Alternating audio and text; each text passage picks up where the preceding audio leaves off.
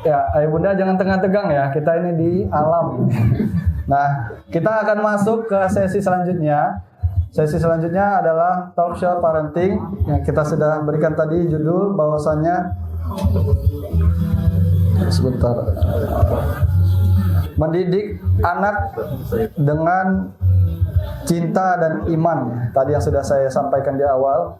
Insya Allah nanti juga akan dihadiri oleh Ustaz Hizbullah Faiz yang masih di perjalanan karena cukup jauh rumahnya di Kalianda.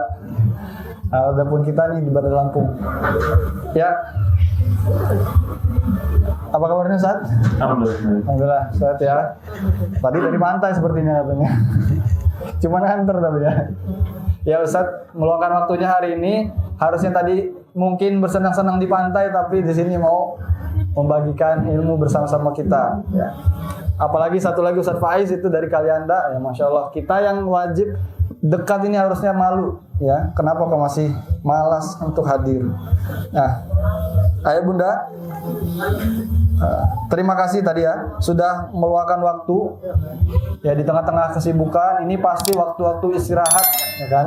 Biasanya ayah bunda tuh khususnya ayah ya, saya juga mewakili mungkin. Ketika jalan-jalan hari Ahad atau hari libur itu biasanya nyari tempat yang sepi buat istirahat ya, karena memang sudah full waktunya Senin sampai Sabtu dan hari Ahad diajak jalan-jalan ya mau nggak mau karena orang rumah sudah merasa kita ini sudah menghabiskan waktu di dunia kerjanya lah, sekarang minta waktu untuk bersamanya ya, mudah-mudahan kalau di sini bukan seperti itu ya, di sini menyimak dengan fokus karena nanti ada hadiahnya kayaknya dari Allah hadiahnya. Nah,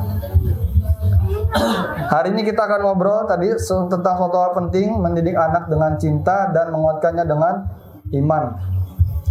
Nah, saya mau ayah bunda angkat tangan di sini ya. Pernah nggak merasa gagal sebagai orang tua? Oh, kayaknya orang tuanya masih kecil-kecil anak ya. Jadi ada nggak ya kira-kira di sini yang pernah merasa gagal atau merasa apa ya? Wah kayaknya saya ini belum bisa berhasil lah, butuh bantuan orang lain gitu, atau butuh tambahan banyak ilmu lagi. Ada nggak? Angkat tangan dong, angkat tangan ya. Ya Masya Allah. Nah, atau pernah marah ke anak lalu ia menyesal, ada nggak di sini? Wah banyak ya. Nah, punya doa besar untuk anak tapi sering bingung caranya. Ya, cara mulainya gimana nih? Doanya banyak banget. Nah kalau semuanya pada angkat tangan berarti kita semua orang tua yang peduli. Ya, peduli ingin semua itu terwujud. Nah, langsung aja kita masuk nih, ada mungkin beberapa pertanyaan-pertanyaan yang akan kita obrolkan dengan Ustadz. Nah, Ustadz, sebelum iman Ustadz ditanamkan itu kan butuh cinta, ya kan? Nah, menurut Ustadz nih, seperti apa cinta yang benar dalam mendidik anak? Ya kan? Kita mungkin sebelum menikah paham arti cinta, tapi ini cinta tuh ternyata tetap harus ada sampai kita Allah panggil. Dalam mendidik anak nih, gimana Ustaz? Yang benar dalam mendidik anak, cintanya itu seperti apa? Silakan Ustaz. Pertanyaan pertama udah pusing ya. Baik, bismillah. Assalamualaikum warahmatullahi wabarakatuh. Waalaikumsalam.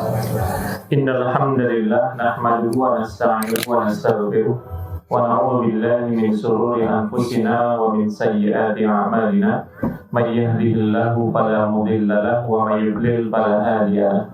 Asyhadu an la ilaha illallah wahdahu la syarika lahu wa asyhadu anna Muhammadan abduhu wa rasuluh alladzi la nabiyya wa la rasulahu ba'dah.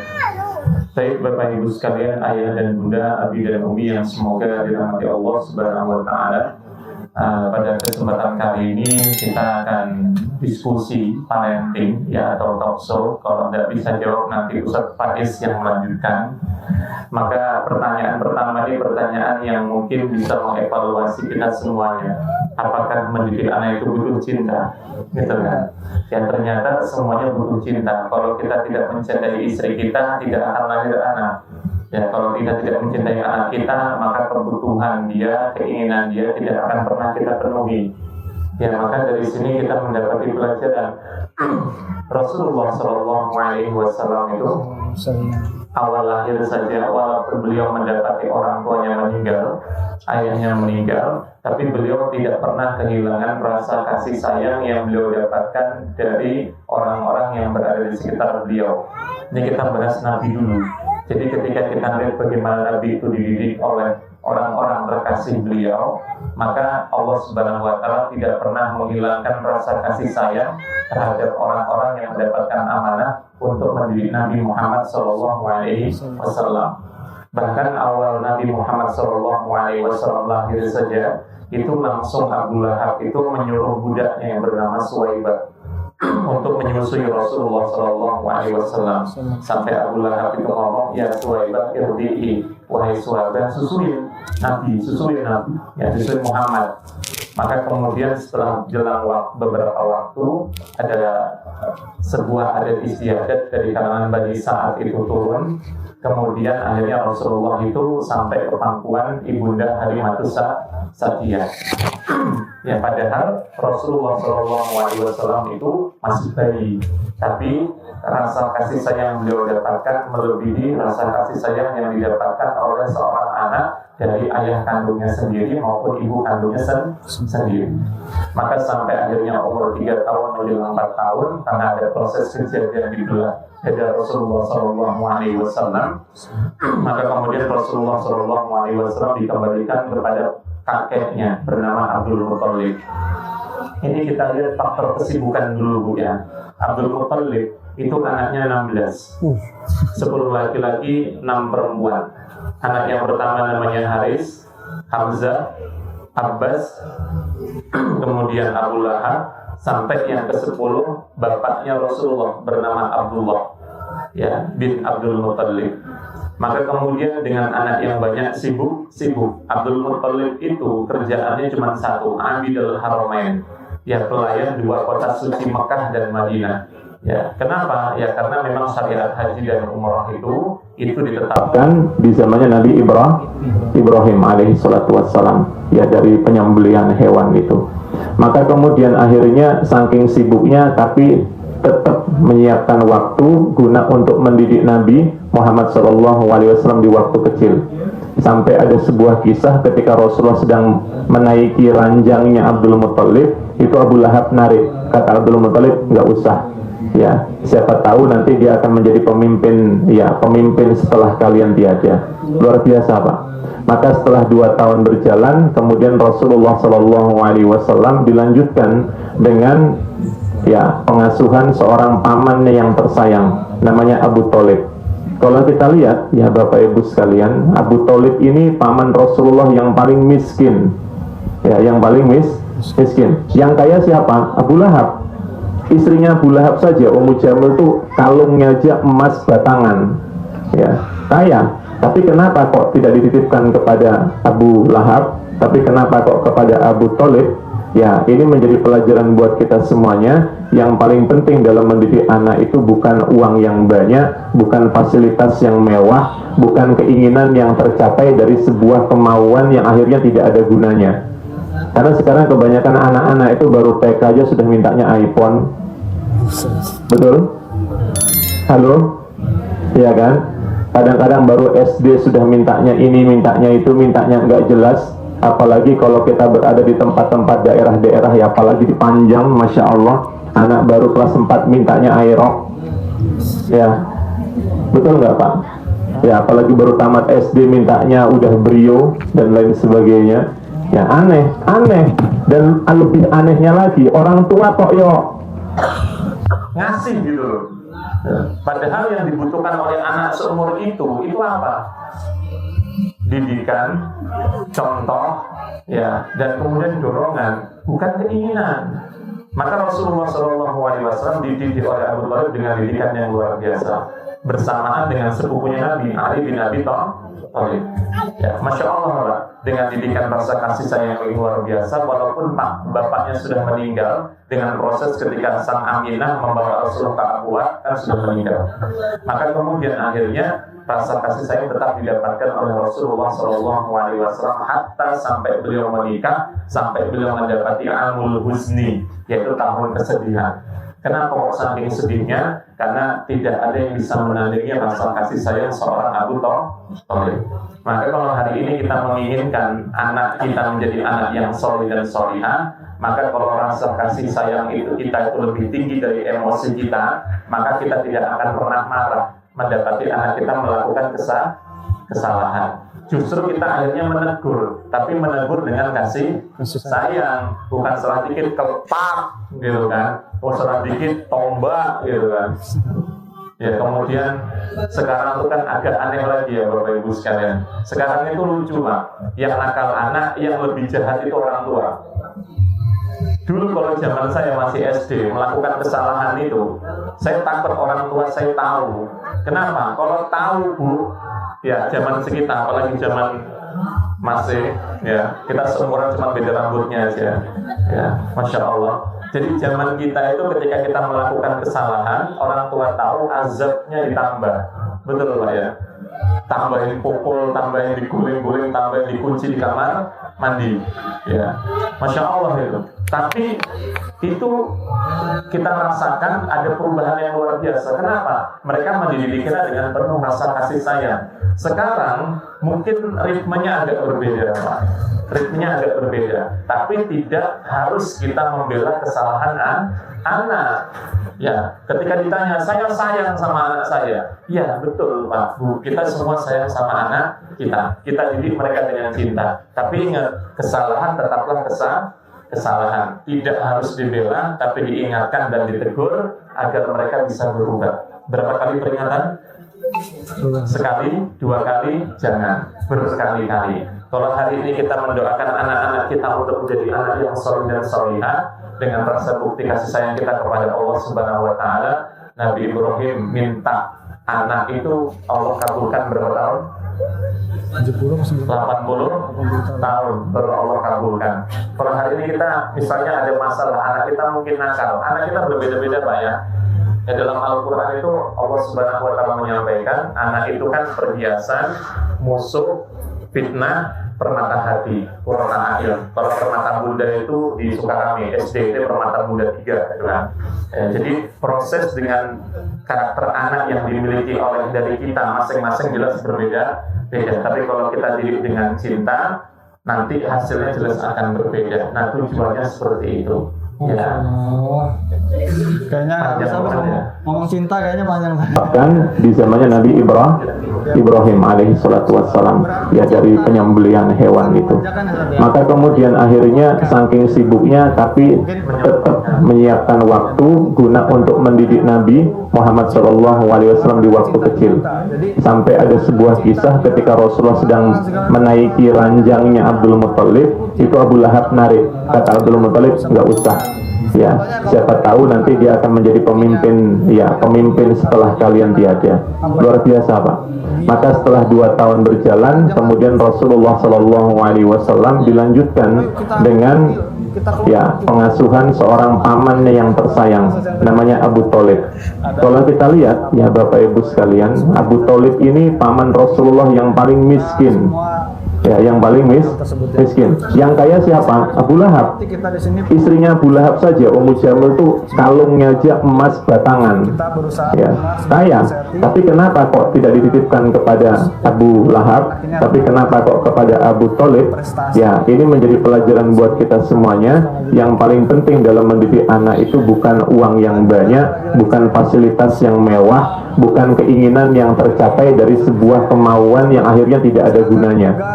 Karena sekarang kebanyakan anak-anak itu baru TK aja sudah mintanya iPhone. Tapi pegang pundak. Betul? Pundak sendiri. Ya. Halo? Pundak sendiri. Iya kan? Kadang-kadang baru SD sudah mintanya ini, mintanya itu, mintanya nggak jelas. Apalagi kalau kita berada di tempat-tempat daerah-daerah, ya apalagi di Panjang, Masya Allah, anak baru kelas 4 mintanya aerok. Sayang kamu. Ya. Betul nggak Pak?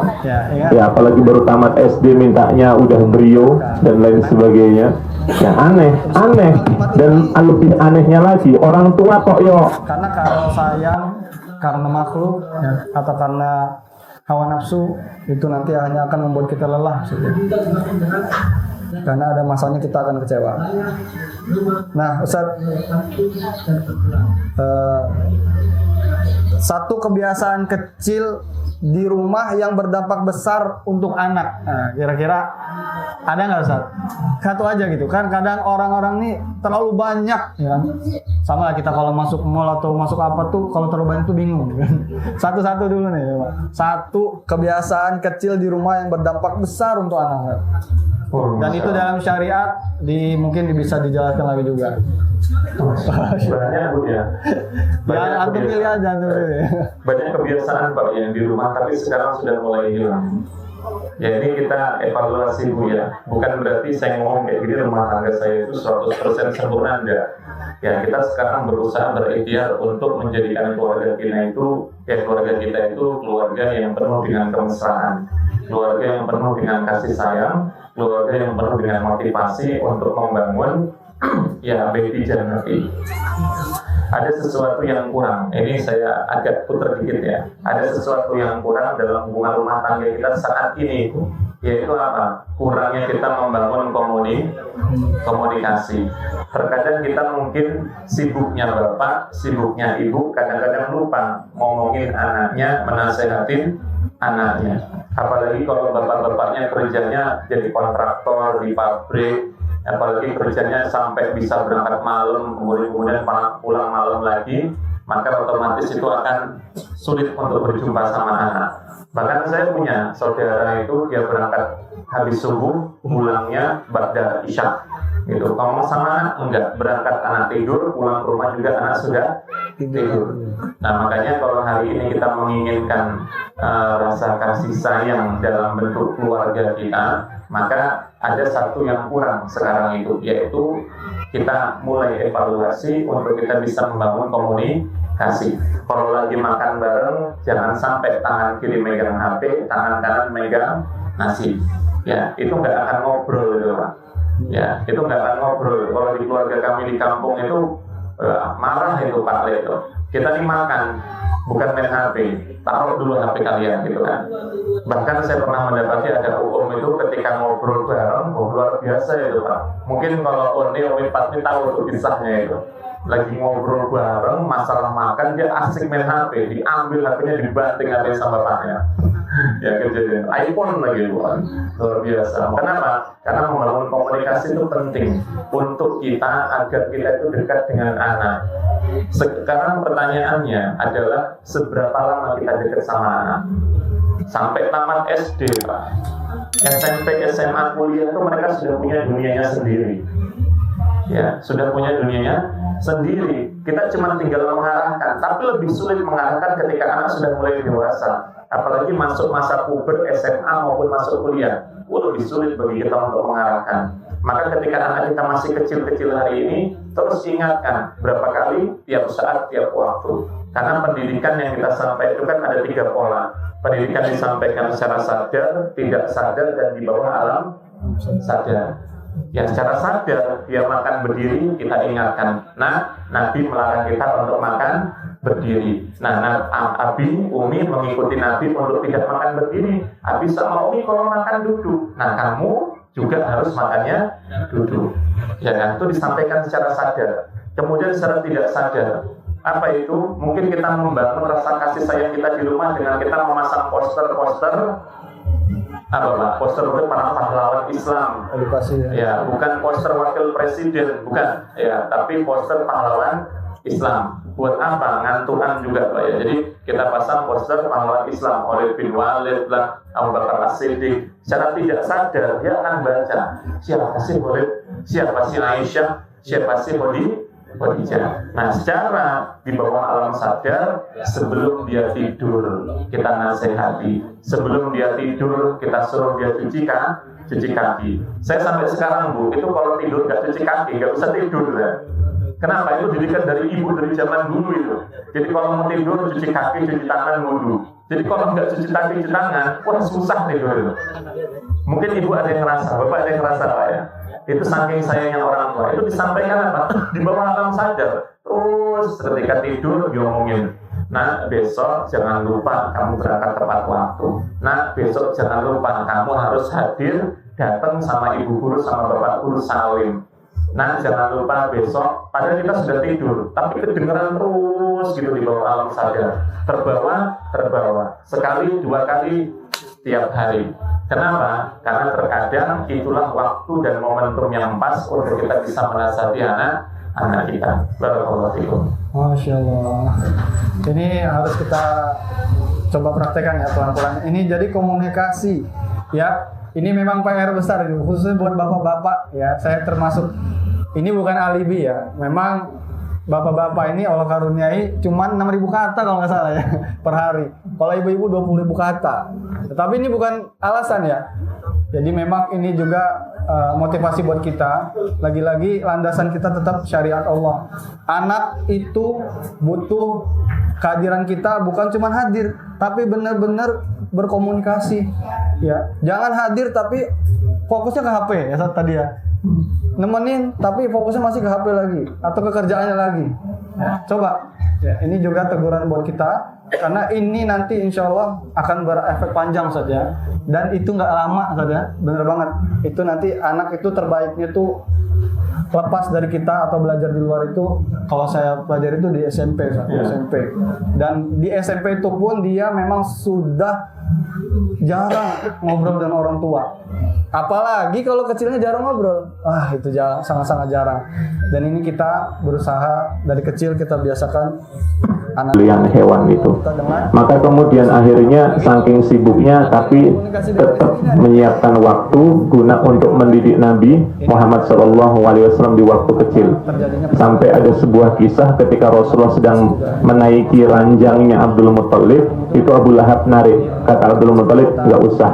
Ya, siapa tahu nanti dia akan menjadi pemimpin, ya pemimpin setelah kalian tiada. Luar biasa Pak. Maka setelah 2 tahun berjalan, kemudian Rasulullah SAW dilanjutkan dengan ya pengasuhan seorang pamannya yang tersayang, namanya Abu Thalib. Kalau kita lihat ya Bapak Ibu sekalian, Abu Thalib ini paman Rasulullah yang paling miskin. Ya, yang paling miskin. Yang kaya siapa? Abu Lahab. Istrinya Abu Lahab saja, Ummu Jamil itu kalungnya aja emas batangan. Ya, kaya. Tapi kenapa kok tidak dititipkan kepada Abu Lahab, tapi kenapa kok kepada Abu Thalib? Ya, ini menjadi pelajaran buat kita semuanya. Yang paling penting dalam mendidik anak itu bukan uang yang banyak, bukan fasilitas yang mewah, bukan keinginan yang tercapai dari sebuah kemauan yang akhirnya tidak ada gunanya. Karena sekarang kebanyakan anak-anak itu baru TK aja sudah mintanya iPhone. Betul? Halo? Iya kan? Kadang-kadang baru SD sudah mintanya ini, mintanya itu, mintanya nggak jelas. Apalagi kalau kita berada di tempat-tempat daerah-daerah ya, apalagi di Panjang, Masya Allah, anak baru kelas 4 mintanya aerox. Ya, betul nggak Pak? Ya, apalagi baru tamat SD mintanya udah Brio dan lain sebagainya. Ya, aneh. Dan lebih anehnya lagi, orang tua kok ngasih gitu loh. Padahal yang dibutuhkan oleh anak seumur itu apa? Didikan, contoh, ya, dan kemudian dorongan, bukan keinginan.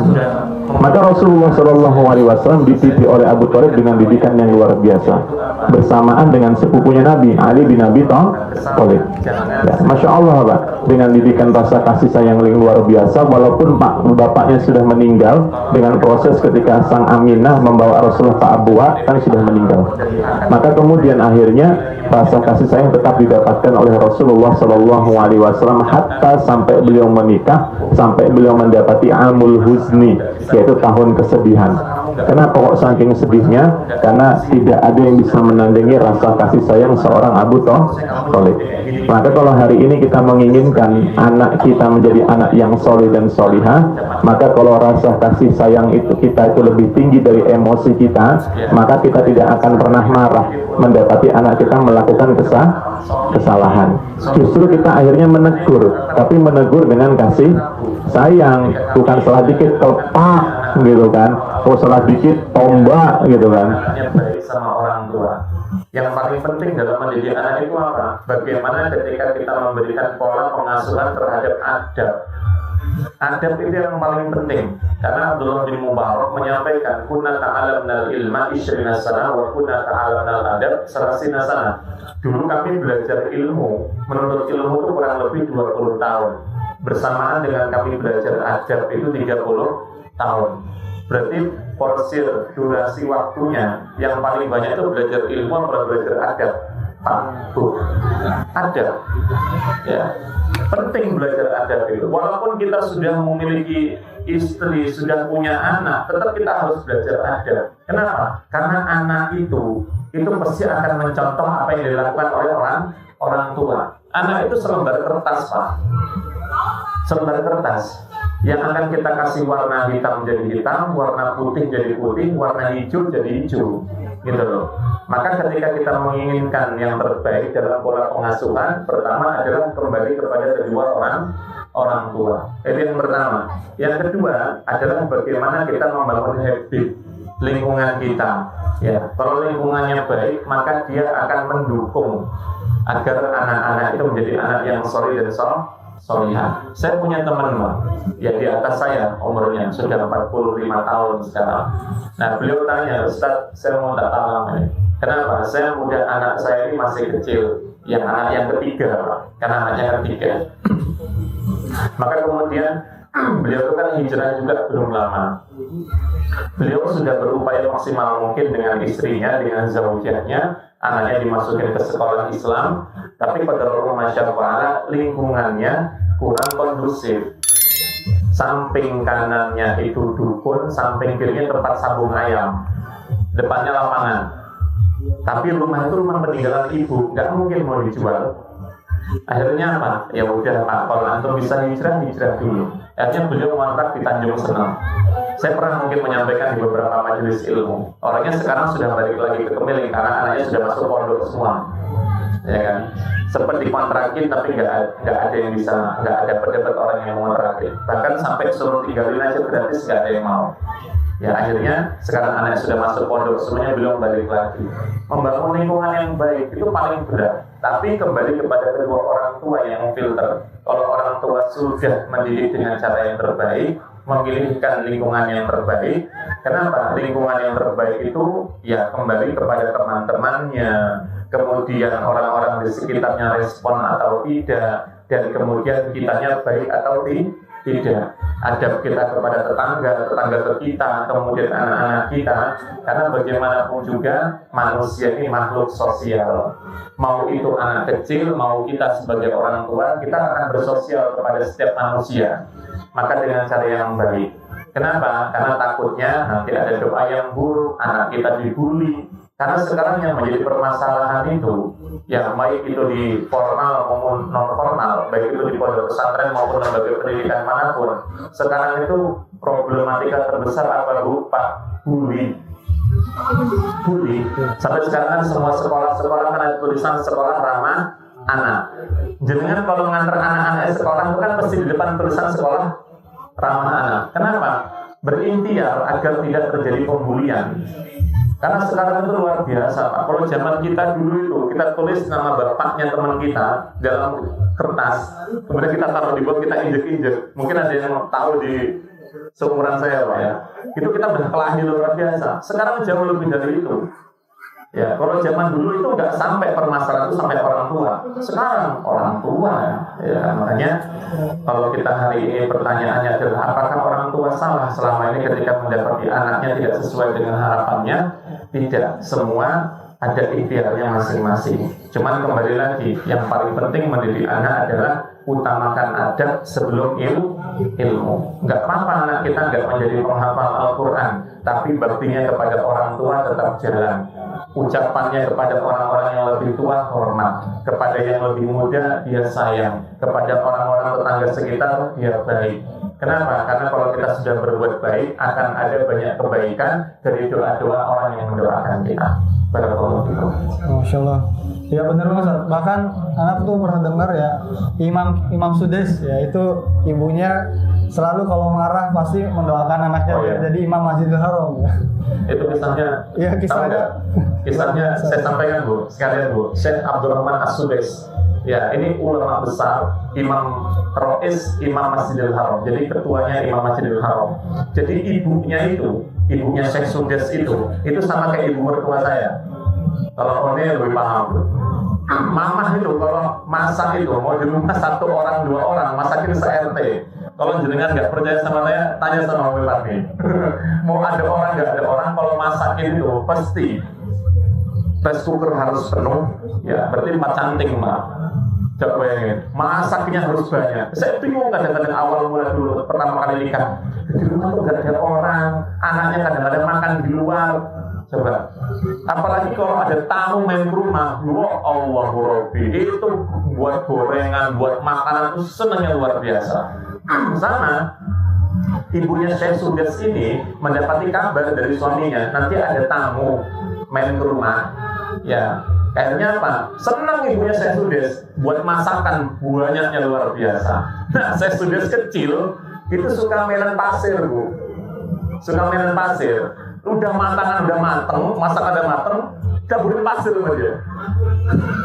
Ya kan? Siapa orang tua yang nggak marah Pak?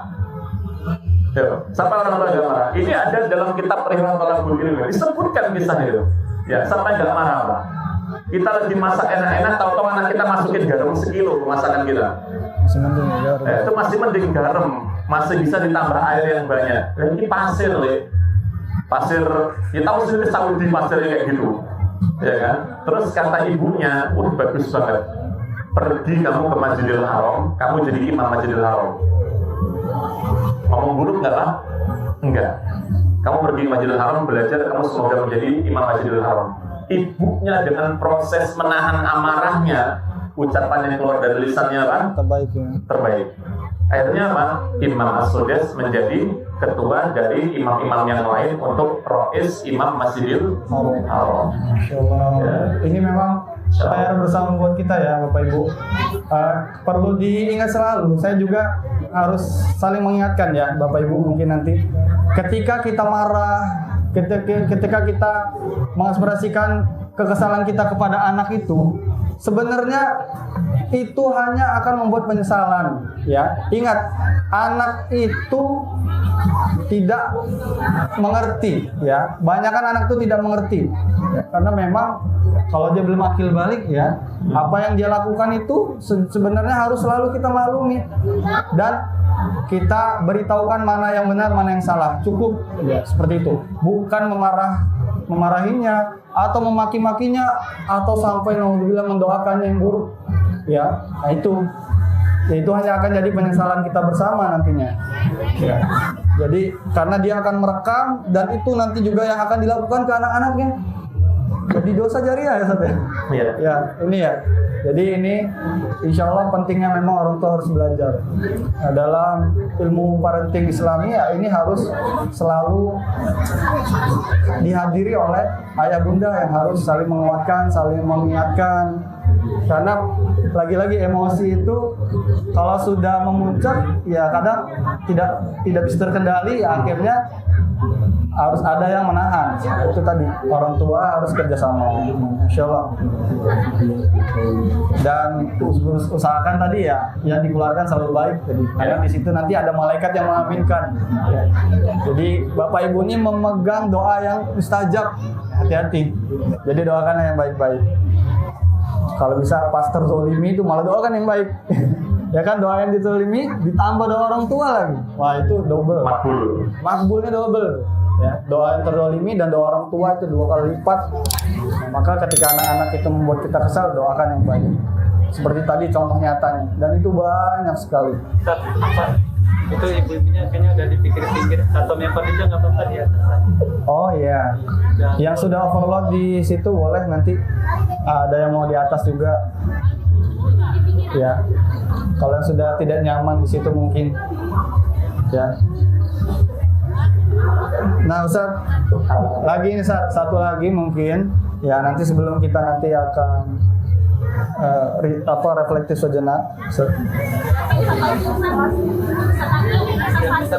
Ada. Silakan. Oh ya, alhamdulillah Ustaz Faiz ya, tamu jauh sudah hadir bersama kita. Bahkan di zamannya Nabi Ibrahim alaihi salatu wassalam, ya, dari penyembelihan hewan itu. Maka kemudian akhirnya saking sibuknya tapi tetap menyiapkan waktu guna untuk mendidik Nabi Muhammad SAW di waktu kecil. Sampai ada sebuah kisah ketika Rasulullah sedang menaiki ranjangnya Abdul Muttalib, itu Abu Lahab narik. Kata Abdul Muttalib, nggak usah, ya, siapa tahu nanti dia akan menjadi pemimpin, ya, pemimpin setelah kalian tiada. Luar biasa, Pak.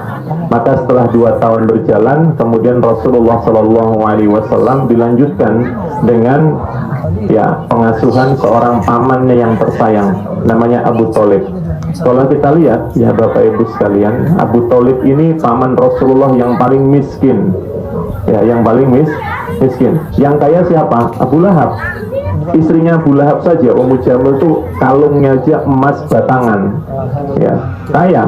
Tapi kenapa kok tidak dititipkan kepada Abu Lahab, tapi kenapa kok kepada Abu Thalib? Ya, ini menjadi pelajaran buat kita semuanya. Yang paling penting dalam mendidik anak itu bukan uang yang banyak, bukan fasilitas yang mewah, bukan keinginan yang tercapai dari sebuah kemauan yang akhirnya tidak ada gunanya. Karena sekarang kebanyakan anak-anak itu baru TK aja sudah mintanya iPhone.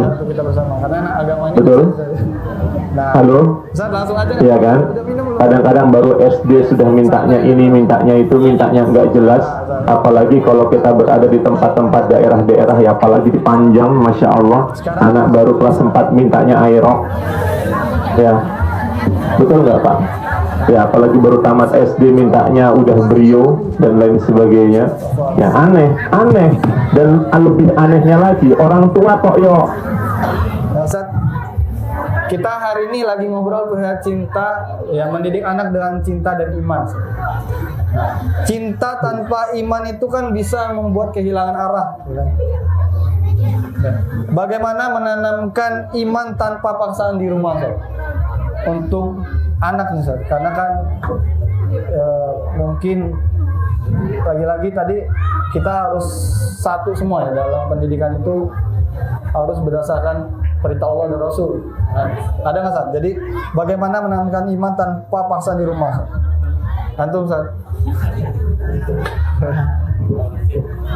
Ustaz, coba.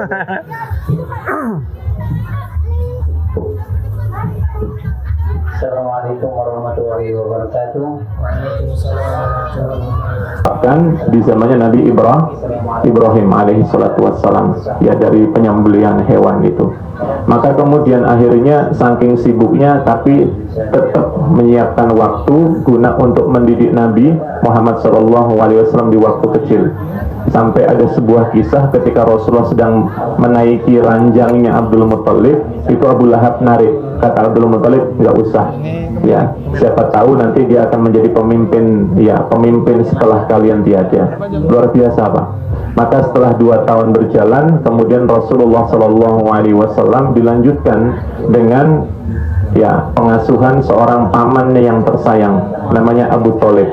Kalau kita lihat, ya Bapak Ibu sekalian, Abu Thalib ini paman Rasulullah yang paling miskin, ya, yang paling miskin. Yang kaya siapa? Abu Lahab. Istrinya Abu Lahab saja, Ummu Jamil itu kalungnya aja emas batangan, ya, kaya. Tapi kenapa kok tidak dititipkan kepada Abu Lahab, tapi kenapa kok kepada Abu Thalib? Ya, ini menjadi pelajaran buat kita semuanya. Yang paling penting dalam mendidik anak itu bukan uang yang banyak, bukan fasilitas yang mewah, bukan keinginan yang tercapai dari sebuah kemauan yang akhirnya tidak ada gunanya. Karena sekarang kebanyakan anak-anak itu baru TK aja sudah mintanya iPhone. Tapi untuk betul? Kita kan nih. Halo? Nggak tahu iya kan? Kadang-kadang baru SD sudah mintanya ini, mintanya itu, mintanya nggak jelas. Apalagi kalau kita berada di tempat-tempat daerah-daerah, ya, apalagi di Panjang, Masya Allah, anak baru kelas 4 mintanya aerok. Anak kita nanti, ya, betul nggak Pak? Ya, apalagi baru tamat SD mintanya udah Brio dan lain sebagainya. Ya, aneh. Dan lebih anehnya lagi, orang tua kok yo. Anak-anak kita, ya ayyuhalladzina amanu qu anfusakum wa ahlikum nar. Kita disuruh diperintah oleh Allah Subhanahu wa taala untuk menjaga keluarga kita semuanya agar tidak masuk ke dalam api neraka. Namun bagaimana agar cinta kita kepada Allah Subhanahu wa Ta'ala ini tidak karena paksaan, atau mungkin dalam artian yang lain tidak karena dunia, tidak karena ingin dilihat orang lain, ya.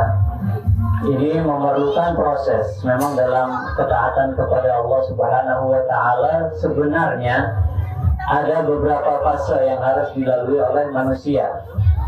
Bagaimana kita misalkan bisa bangun qiyamul lail, bisa sholat malam, ya. Awalnya sebenarnya memang harus dipaksa, Pak, ya. Nggak bisa orang ujuk-ujuk baru masuk Islam lalu tahu-tahu langsung bisa bangun sholat malam, puasa Daud, gitu kan. Semuanya perlu paksaan. Dari paksaan inilah nanti insya Allah akan timbul kebiasaan, ya. Kalau sudah terbiasa, kemudian tingkatan ketiga nanti insya Allah akan merasakan yang namanya kenikmatan. Ini tingkatan yang cukup tinggi, ya. Tingkatan kenikmatan dalam beribadah kepada Allah Subhanahu wa Ta'ala. Kalau sudah nikmat ketika beribadah, maka di sana sudah ada pasti kebutuhan. Ketika kita yang butuh kepada Allah, kemudian beribadahnya juga ada rasa nikmat di dalamnya, maka insya Allah ibadah tersebut akan lebih berkualitas. Nilainya akan lebih tinggi kualitasnya di sisi Allah Subhanahu wa Ta'ala. Kalau bagi anak-anak, bagaimana agar mereka tidak dikit-dikit harus dipaksa, dikit-dikit harus diperintahkan oleh orang tua, ya. Salah satu cara yang paling ampuh adalah bagaimana orang tua bisa menjadi suri tauladan, baik orang tua ataupun ketika dia di luar rumah, mungkin di sekolah, bagaimana guru-gurunya, bagaimana kita mencarikan dia lingkungan yang bagus, lingkungan yang islami, yang bisa membawa dia pada semangat dalam kebenaran, semangat dalam watawassaw bil haqqi watawassaw bis sabr. Mungkin itu saja bagaimana orang tua, tentunya yang pertama kita, karena anak ini adalah amanah buat kita. Anak adalah titipan dari Allah Subhanahu wa Ta'ala untuk kita, bukan serta-merta kita punya anak ujug-ujug jadi seorang bapak, ya, seorang ibu. Maka anak-anak ini adalah titipan amanah yang harus kita jaga, yang harus kita didik mereka, ya, tentu tadi agar tidak ada paksaan. Yang pertama bagaimana kita bisa mencontohkan, mungkin itu saja.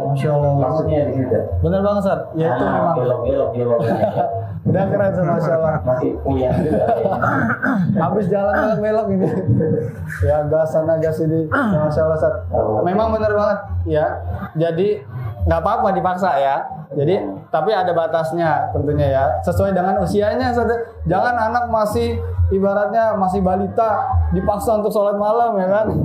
Ada waktunya kalau nggak salah usia 7 tahun, usia berapa ada tuh dan dalam Islam kan, ya. Masya Allah, nanti kita lebih dalam lagi tuh kan, ada. Nah, cuman tadi penting banget harus bisa nyontohin bapak-bapak ibu-ibu, ya. Jangan baca Quran, ngaji, tapi bapak ibunya sama sekali nggak pernah ikut belajar, ya kan? Ya itu, kamu hafal ini ya, hafal itu ya, tapi bapak ibunya juga nggak pernah hafal. Nah ini PR besar. Ini nanti yang akan hanya membuat tertanam dalam dirinya agama ini, akhirnya membuat jenuh, akhirnya muncullah itu pondok pesantren tempat pembuangan anak-anak, ya kan? Wa na'udzubillah, padahal di sana tuh tempat pembentukan karakter. Nah, dan juga tadi, ya, artinya selain tadi kita tidak memaksa, ya, kita harus memberikan teladan juga, ya. Kalau saya lihat kita juga harus tambahkan terus doa ya. Nah, coba saya mau minta Bapak Ibu semua menjamkan matanya sejenak ya. Jamkan matanya sejenak ya, jangan tidur tapi. Kemudian sebutkan nama anak dalam hati dan doakan kebaikan bagi mereka. Ya, karena di dalam majelis ilmu ini ada malaikat ya, malaikat yang mengaminkan doa-doa para penuntut ilmu. Waktu mustajab doa. Ya, doakan anak-anak semuanya dapatkan kebaikan. Ya, buka lagi matanya. Kenapa Bapak Ibu? Doa orang tua adalah pendidikan yang paling jujur, ya. Karena sekarang pendidikan ini banyak yang palsu, ya kan? Karena hanya untuk tadi ya, Cari keuntungan atau hanya ya formalitas semacam formalitas saja, ya kan? Nah, Ustadz Faiz ini anaknya berapa, Ustadz? Baru 4 ya, sama Ustadz. Ini sebelah saya cuma 3 kok. Ya. Ya, Bapak Ibu, salah satu contoh nih di depan mata saya nih, ada anak saya lagi tidur, menuntut ilmu, mengajarkan kebaikan. Itu bukan anak itu bukan jadi alasan. Ya, kita harus selalu ada usaha saja. Bahkan Allah Subhanahu wa taala katakan ya, walladzina jahadu fina, kata Allah. Dan orang-orang yang bersungguh-sungguh di jalan kami, ya, menuntut ilmu, semangat, bersungguh-sungguh, lanahdiyannahum subulana, dan benar-benar akan kami tunjukkan jalan-jalan kami. Kalau ada kesungguhan baru, ya. Contohnya nih Bapak Ibu yang hadir di sini nih, itu sudah sungguh-sungguh gitu hadir, maka nanti Allah berikan jalan-jalan dari Allah, dan Allah bersama orang-orang yang berbuat kebaikan. Nah, Ustadz, orang tua ini kan, kalau orang tua ingin berubah nih Ustadz, hari ini Ustadz, saya yakin semua sudah berubah. Cuman kalau baru mulai hari ini Ustadz, kira-kira ada enggak langkah pertama Ustadz? Langkah pertama apa yang harus dilakukan Ustadz? Kan nggak ada kata terlambat. Masih antum Ustadz, tadi udah banyak di sini. Langkah pertama, nggak harus kecil, boleh besar Ustadz. Yang penting pertama ya. Untuk berubah jadi lebih baik. Tentunya mengikuti Allah dan Rasulnya dalam mendidik anak kan, sebagai orang tua, karena anak kan amanah kan, yang kelak akan diminta pertanggungjawabannya. Iya. Untuk langkah-langkah yang terbaik adalah sebagaimana kita ingin menapaki kebaikan, jalan-jalan kebenaran. Yang pertama sekali harus kita perbaiki adalah tentunya niat kita. Niat kita dalam berubah itu apa sih? Apa tujuan kita berubah kepada jalan yang lebih baik? Ya, insya Allah di sini nggak ada yang dari keburukan menjadi kebenaran, nggak ya. Dari yang biasa-biasa saja ingin menjadi luar biasa mungkin ya, ingin menjadi lebih baik dari yang sebelumnya. Tentu yang pertama adalah niat kita. Bagaimana kita jadikan niat kita ini semuanya lillahi ta'ala. Umur kita yang diberikan oleh Allah yang sangat singkat ini, yang sangat pendek, untuk apa coba kita hidup di muka bumi ini? Maka yang pertama diperbaiki adalah niat kita. Ketika kita sungguh-sungguh ingin berubah karena Allah Subhanahu wa taala, kemudian kita mulai bikin yang namanya takhid. Takhid artinya rencana. Sebagaimana Allah firmankan, ya ayyuhalladzina amanu, wahai orang-orang yang beriman, ya ayyuhalladzina amanu ittaqullaha wal tandur nafsum ma qaddamat liwad. Bertakwalah kepada Allah Subhanahu wa taala dan lihatlah apa yang akan kita persembahkan untuk di kemudian hari kita. Apa yang bisa kita bawa bekal di hadapan Allah Subhanahu wa taala, ya. Maka pentingnya kita memahami kehidupan ini, kehidupan yang sangat fana, kehidupan yang sangat sebentar. Ya, kalau kita lihat bagaimana 100 tahun yang akan datang, kira-kira kita sudah menjadi apa? Mungkin sudah anak kita mungkin sudah pada meninggal 100 tahun lagi ya, atau cucu kita bahkan. Maka sebenarnya kehidupan di dunia ini sangat sebentar. Kita pahami itu hakikat kehidupan kita di muka bumi ini. Bagaimana Rasulullah SAW yang hidupnya dari sebelum beliau dilahirkan, beliau sudah penuh dengan penuh dengan cobaan. Sebelum beliau lahir sudah meninggal bapaknya, kemudian lahir terus ujian demi ujian selalu beliau hadapi, bahkan sampai beliau menerima wahyu dari Allah Subhanahu wa Ta'ala usia 40 tahun. Beliau sangat berat sekali ketika menghadapi kehidupan ini ya. Sampai-sampai disebutkan dalam satu riwayat beliau sampai ingin bunuh diri, sempat terbesit dalam pikiran beliau karena beratnya beban yang harus beliau pikul. Kalau kita sudah enak sekali, sekarang kita beribadah mudah, kita mengaji di mana-mana bisa ya. Maka kita pahami hakikat kehidupan ini, kemudian kita banyak membaca sirah Nabi, para sahabat ya, bagaimana mereka bersungguh-sungguh dalam hidup mereka gitu. Kalau kita banding sepertinya waduh, kita nggak tahu mau masuk surga dari pintu mana gitu rasanya kan, dibandingkan ibadah mereka ya. Kalau mereka sekali ada kebaikan langsung berebut, di mana ada pintu kebaikan mereka selalu ingin lebih awal daripada saudaranya ya. Sangat jauh dibandingkan kita, bagaimana mereka menjaga waktu mereka, menuntut ilmu dan lain sebagainya. Mungkin itu saja. Perbanyak kita membaca sirah baginda Rasulullah dan juga sahabat-sahabat, karena mereka adalah suri tauladan kita. Kalau kita sering membaca sirah mereka, insya Allah akan semakin banyak yang mensupport kita ya. Intinya insya Allah akan semakin gas lagi gitu, semangat lagi insya Allah. Berarti perlu nih ya untuk orang tua meluangkan waktu duduk sejenak bersama dengan anak-anaknya ya, kemudian buat ya halaqah kecil tadi ya, majelis kecil, baca buku tentang sirah ya, sejarah dari sahabat atau nabi ya, nabi dulu ya, baca. Kemudian ya usahakan memang ya bapak yang baca, kemudian sebelum baca cobalah dipahami dulu sehingga nanti bisa apa ya, tersampai dengan baik juga ya, insya Allah ya, minimal. Karena ini tanggung jawab nih, bapak-bapak ini pemimpin nanti kalau diminta bertanggung jawab ya. Nah, kalau sibuk iya, aduh, tadi sudah dibahas itu dari pagi sampai malam lagi, pulang cuman tidur, anak ketemu. Iya, ini banyak-banyak istighfar. Saya pernah ikut parenting itu, ini orang tua tuh bukan seperti orang tua. Orang tua itu adalah yang bisa hadir seutuhnya ya, bukan cuma hadir kemudian tadi pikirannya kayak yang lain dari kayak gadget ya kan. Nah itu ini PR bersama buat kita.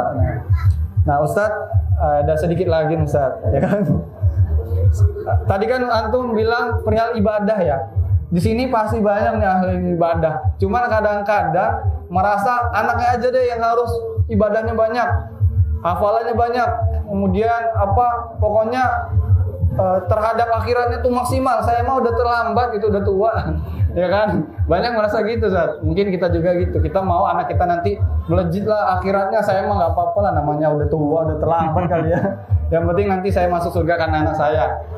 Cuman Zat, gimana Zat sebenarnya seberapa besar pengaruh ibadah orang tua terhadap iman anak ya kan? Kadang-kadang itu tadi ngerasa nggak sadar sebenarnya ibadah orang tua ini ada pengaruh kan Zat pada anak. Seberapa besar Zat? Mungkin ada contoh-contohnya dari para sahabat atau orang solih. Ternyata ibadah anak ini pengaruh besar untuk anak-anak kita. Ibadah kita ya, maksudnya untuk anak. Jangan tadi cuman mikir anak saya harus bisa ibadah banyak, hafalin Quran banyak. Ternyata orang tuanya ketinggalan jauh. Ya. Kira seberapa besar Zat? Ada nggak mungkin? Kadang memang karena kita sudah usia 40 ke atas kadang ya, kesibukan memang menuntut seperti itu Ustaz. Nah, itu masih mending lah. Masih mending orang tua yang masih ada keinginan semoga anaknya menjadi hafiz Quran. Ya. Yang penting infaknya harus kuat. Kuat juga ya. Waktunya bayar SPP bayar. Iya. Waktunya bayar SPP gitu kan. Nah itu juga sangat berpengaruh itu terhadap keberkahan pendidikan anak-anak kita ya. Kalau memang kita kalau sudah usia 40 ke atas kan kadang kita banyak alasan mau hafal Quran, wah udah Kentiumnya, kalau orang dulu bilang kentiumnya sudah lemah yang kayak gitu. Tapi sebenarnya tidak ada alasan. Saya punya murid dulu, ibu-ibu pensiunan itu mulai awal ngaji benar-benar dari alif bata itu Pak ya. pensiun baru mulai ngaji. Kemudian ketika kami pindah ke Lampung itu waktu di Jakarta kami dapat info beliau sudah 17 juz. Masya Allah. Usianya hampir 70 tahun. 70 tahun. Ya, baru ngajinya setelah pensiunan gitu. Tapi bisa gitu sebenarnya kalau memang kita sungguh-sungguh walladzina jahadu fina lanahdiyannahum subulan. Kalau memang kita sungguh-sungguh insyaallah Allah akan berikan jalan buat kita ya. Yang pertama memang tugas orang tua bagaimana bisa mendidik anak-anak itu menjadi anak soleh ya, bukan hanya tugasnya mengasih nafkah. Ini yang perlu kita pahami. Tugas orang tua bukan hanya memberi nafkah. Yang pertama adalah bagaimana mereka terdidik menjadi anak-anak soleh. Bagaimana yang Allah sebutkan dalam Al-Quran ya, dalam surah Al-Kahfi mungkin biasa kita baca malam Jumat itu. Ada anak soleh Karena orang yang solid ya. yang tiba-tiba dia mendapatkan harta karun. Disebutkan dalam ayat tersebut apa? Wa kana abuhuma sholiha. Ternyata ada abuhuma di sini bukan diartikan orang tua ya. Orang tua tapi agak jauh. Kakek neneknya atau berapa gitu. Ternyata nenek dan kakek yang jauh saja itu berpengaruh kalau mereka soleh terhadap anak-anaknya. Sangat berpengaruh oleh seorang anak dari ayah kandungnya sendiri maupun ibu kandungnya sendiri. Maka sampai akhirnya umur 3 tahun menjelang 4 tahun karena ada proses kejadian di belah dada Rasulullah SAW, maka kemudian Rasulullah SAW dikembalikan kepada kakeknya bernama Abdul Muttalib. Ini kita lihat faktor kesibukan dulu Bu ya. Abdul Muttalib itu anaknya 16. 10 laki-laki, 6 perempuan. Anak yang pertama namanya Haris, Hamzah, Abbas, kemudian Abu Lahab, sampai yang ke-10 bapaknya Rasulullah bernama Abdullah ya, bin Abdul Muttalib. Maka kemudian dengan anak yang banyak sibuk. Abdul Muttalib itu kerjaannya cuma satu, Abidul Haramain ya, pelayan 2 kota suci Mekah dan Madinah. Ya, kenapa? Ya karena memang syariat haji dan umrah itu ditetapkan di zamannya Nabi Ibrahim alaihi salatu wassalam ya, dari penyembelihan hewan itu. Maka kemudian akhirnya saking sibuknya tapi tetap menyiapkan waktu guna untuk mendidik Nabi Muhammad SAW di waktu kecil. Sampai ada sebuah kisah ketika Rasulullah sedang menaiki ranjangnya Abdul Muttalib, itu Abu Lahab narik. Kata Abdul Muttalib, nggak usah ya, siapa tahu nanti dia akan menjadi pemimpin ya, pemimpin setelah kalian tiada. Luar biasa Pak. Maka setelah 2 tahun berjalan, kemudian Rasulullah SAW dilanjutkan dengan ya pengasuhan seorang pamannya yang tersayang namanya Abu Thalib. Kalau kita lihat ya Bapak Ibu sekalian, Abu Thalib ini paman Rasulullah yang paling miskin ya, yang paling miskin. Yang kaya siapa? Abu Lahab. Istrinya Abu Lahab saja, Ummu Jamil itu kalungnya aja emas batangan ya, kaya. Tapi kenapa kok tidak dititipkan kepada Abu Lahab, tapi kenapa kok kepada Abu Thalib? Ya, ini menjadi pelajaran buat kita semuanya. Yang paling penting dalam mendidik anak itu bukan uang yang banyak, bukan fasilitas yang mewah, bukan keinginan yang tercapai dari sebuah kemauan yang akhirnya tidak ada gunanya. Karena sekarang kebanyakan anak-anak itu baru TK aja sudah mintanya iPhone. Betul? Halo? Iya kan? Kadang-kadang baru SD sudah mintanya ini, mintanya itu, mintanya nggak jelas. Apalagi kalau kita berada di tempat-tempat daerah-daerah ya, apalagi di Panjang, Masya Allah, anak baru kelas 4 mintanya aerok ya, betul nggak Pak? Ya, apalagi baru tamat SD mintanya udah Brio dan lain sebagainya ya, aneh.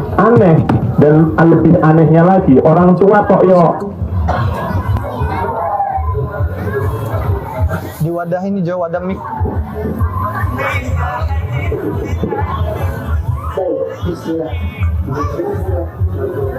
Assalamualaikum warahmatullahi wabarakatuh.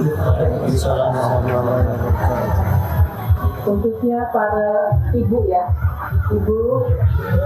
Jadi kita di sini atau tidak termasuk bapak. Ini hanya ingin menambahkan sedikit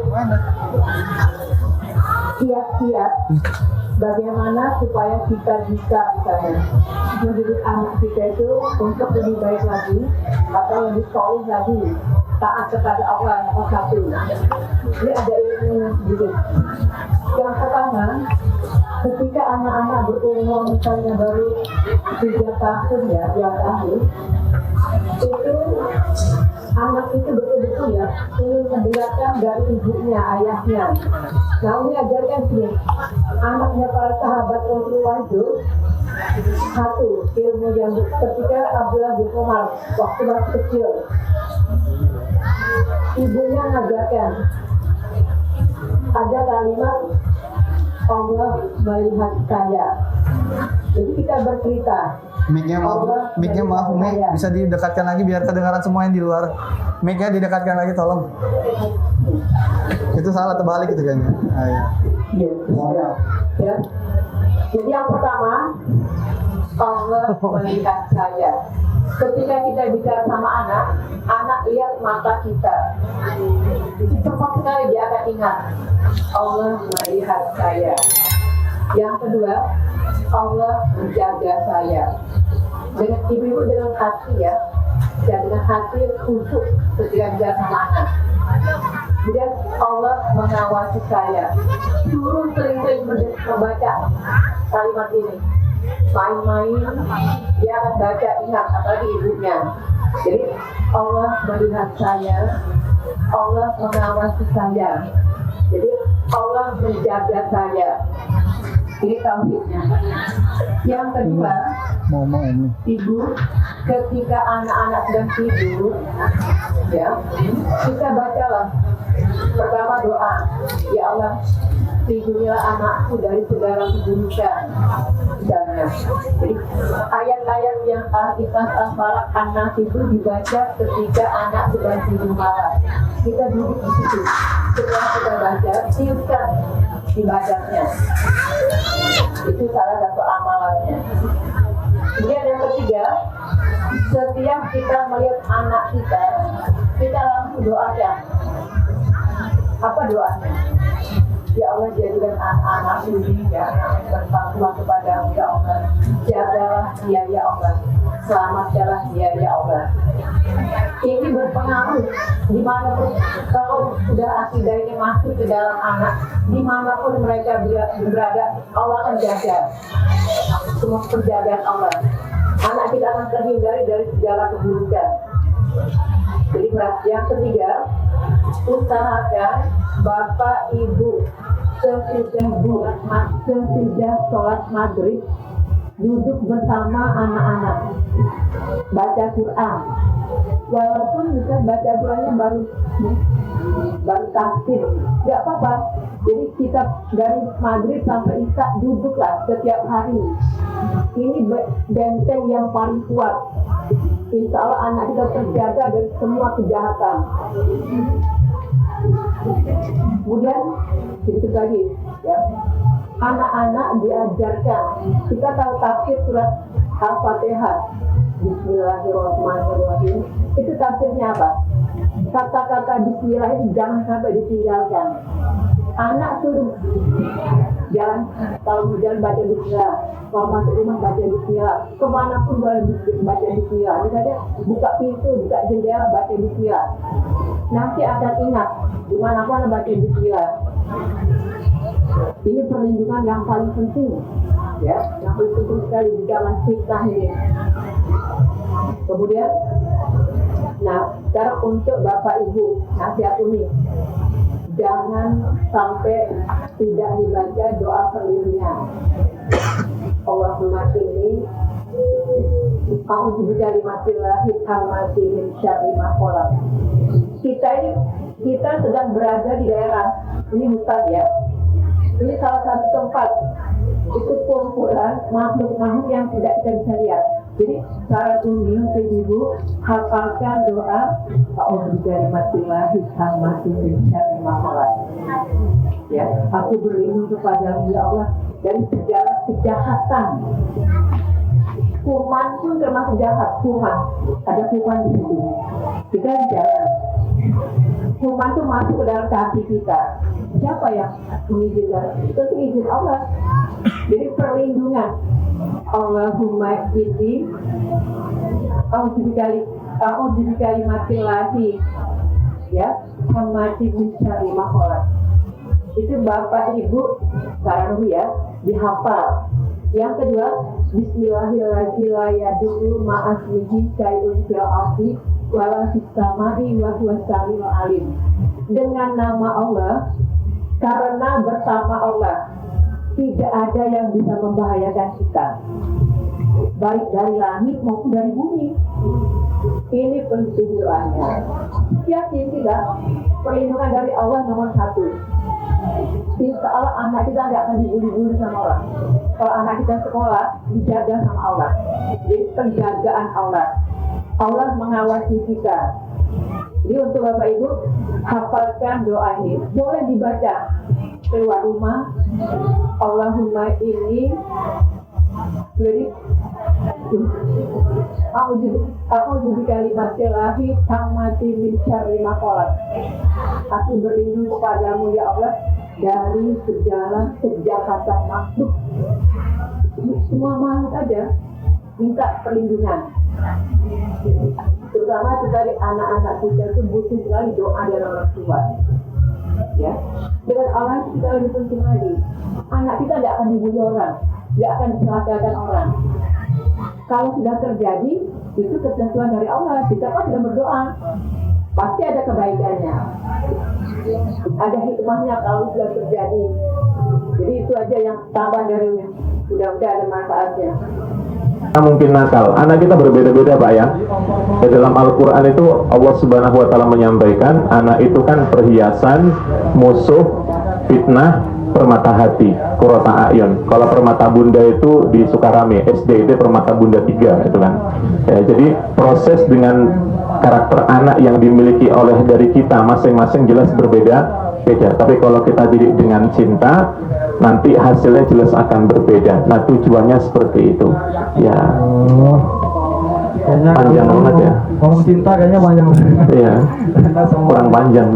Ya butuh cinta ya, Masya Allah. Berarti cinta itu bukan memanjakan ya, tapi menguatkan. Ya. Gitu nggak? Ini mungkin menyontohkan. Ya diantaranya itu. Karena memang banyak orang itu cinta mengatakan cinta itu buta. Jadi dengan cinta dia menghalalkan segala cara. Pokoknya anaknya apa aja diturutin. Nah itu salah ya. Harusnya dia bisa menguatkan. Contohnya kalau dari anak-anak ya mungkin yang kena bully atau dia kena apa ya, dia lemah gitu, harusnya dikuatkan, jangan malah dibantu kesalahannya ya. Ayo kita panggil, kita keluarkan tuh guru itu dari sekolah. Contoh kasus yang terjadi ya kan, ada apa murid keroyok guru seperti itu dan lain sebagainya. Ini Cianjur ya. kita semua berlindung dari hal tersebut ya. Tadi saya garis bawahi berarti kita di sini perlu hadir secara utuh saja sebagai orang tua. Kemudian kita berusaha mendengar sebelum menasihati dan kita terus yakini bahwa anak ini adalah amanah, bukan prestasi. Mungkin kita di sini harus luruskan lagi niat kita. Nah, Pak Bunda, lagi-lagi saya mau semua coba ikuti instruksi saya ya. Coba silakan pegang. Wah, nggak ada anaknya di sini. Anggaplah anaknya ada di depan ya. Tapi pegang pundak sendiri ya. Pundak sendiri ya. Anggap ini pundak anak ya. Pegang pundak sendiri. Ucapkan pelan-pelan ya. Ini ada anak nih di depannya. Abi atau Umi atau ayah atau bunda, sayang kamu karena Allah. Ya, ingat ya, jangan sampai itu nggak diucapkan. Ya, nanti insya Allah kalimat ini jadi bekal seumur hidup. Karena kalau memberikan tantangan dan juga itu dari masing-masing pandangan, teknik dan lain segala macam. Apalagi yang saya rasakan yang paling dekat ini adalah ujiannya itu adalah dari teman, dari sosmed ataupun teknologi gitu. Kita berusaha ikhtiar selaku orang tua ya dengan niat hajat kita yang hadir di sini, mudah-mudahan dikabul oleh Allah Subhanahu wa taala betul-betul tercapai apa yang kita niatkan, yang kita hajatkan. Tetapi untuk menanggulangi ujian dan permasalahan itu barangkali perlu pendekatan yang lebih efektif begitu. Nah, yang akan saya tanyakan terkait dengan kriteria anak-anak ini kan beda ya dalam satu rumah. Khususnya saya pribadi keluarga begitu ya. Ada anak yang kecil, yang sedang gitu kan, yang besar gitu ya. Nah, pola pendidikan anak yang lebih efektif cocok itu untuk membiasakan, untuk menumbuhkan karakter gitu ya. Yang karakter itu tentunya nanti akan diingat sampai usia tua, bahkan sampai meninggal begitu ya. Tadi juga sudah disinggung sedikit demi sedikit gitu ya, mendapat pengetahuan. Tetapi yang lebih cocok gitu untuk pendekatan dengan karakter anak yang berbeda-beda untuk diterapkan dalam satu rumah begitu. Nah, tadi sudah disebutkan sama Umi, ini adalah salah satu pondasi kuat itu untuk duduk satu majelis dengan anak. Nah, salah satunya saya juga coba dorong ketika makan, pokoknya saya makan harus jamaah sama anak-anak gitu. Nah, di situ memang ada perubahan kita dari sisi makannya saja anak-anak udah semangat gitu. Dia saya makan dikit udah semangat. Nah, ini barangkali untuk peningkatan lebih lanjut, barangkali secara riset kah atau secara Al-Quran, ilmu pengetahuan secara umum ataupun peningkatan agama Islam begitu ya, untuk lebih efektif mendidik anak yang karakternya beda-beda gitu. Barangkali begitu.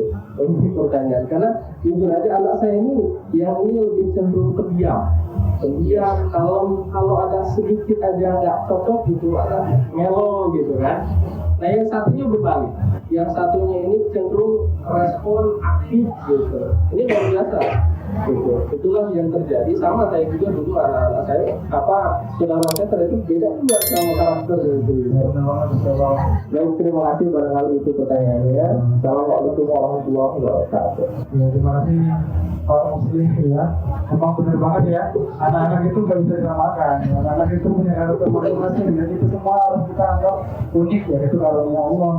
Masya Allah, ini pertanyaan bagus sekali. Jangan yang jawab ya. Sweet tapi. Ustaz, ya Ustaz.